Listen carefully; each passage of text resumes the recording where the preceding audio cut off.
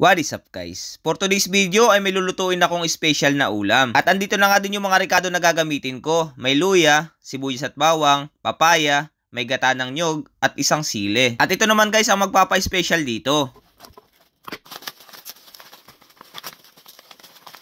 At alam nyo ba guys kung bakit ito special para sa akin? Dahil padala pa ito ng mama ko mula sa Pilipinas. Walang iba kung hindi native na manok. At isa ito sa pinakapaborito kong ulam, ang ginataan na native na manok. Dumating pala yung kaibigan namin galing Pilipinas at sila yung nagdala papunta dito sa Germany. Yun lang kasi ang pagkakataon namin para makapagpadala ng mga pagkain na hindi namin mabibili dito. Bali sinangkot siya na nga pala muna sa Pilipinas yung manok tapos inilagay sa freezer para hindi masira. At tapos ko na nga hiwain yung mga sangkap at napansin ko medyo hinog na pala yung papaya. Pero okay lang yan guys, papaya pa din yan. At sisimulan ko na nga lutuin para makakain na dahil takam na ako. Sabi nga pala sa akin ng mama ko, buti pa daw yung manok nakaabot na ng Germany. Sabi ko naman sa kanya, huwag siya mag-alala dahil mga minsan siya naman ang makakapunta dito. Madali ko nga din lang palang maluluto ito dahil napalambot na din naman itong manok sa Pilipinas.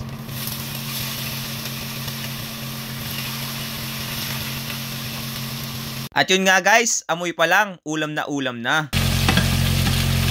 Bali 3 manok pala yung pinadala ng mama ko at yung iba nasa freezer pa. At syempre, ibang luto naman yung iba. Yung isa tinola, yung isa naman pwedeng adobo naman sa toyo.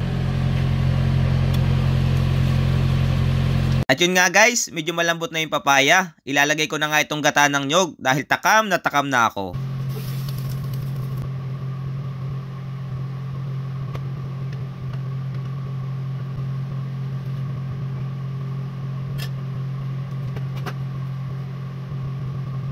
Yun guys, palagay ko luto na ito. Sigurado ako, marami na naman ako nitong makakain. So paano guys, hanggang dito na lang at ako ay kakain na. Mag-isa lang ako kasi yung misis ko nasa trabaho pa at yung mga bata naman ay nasa school pa. Maraming salamat ulit sa panonood.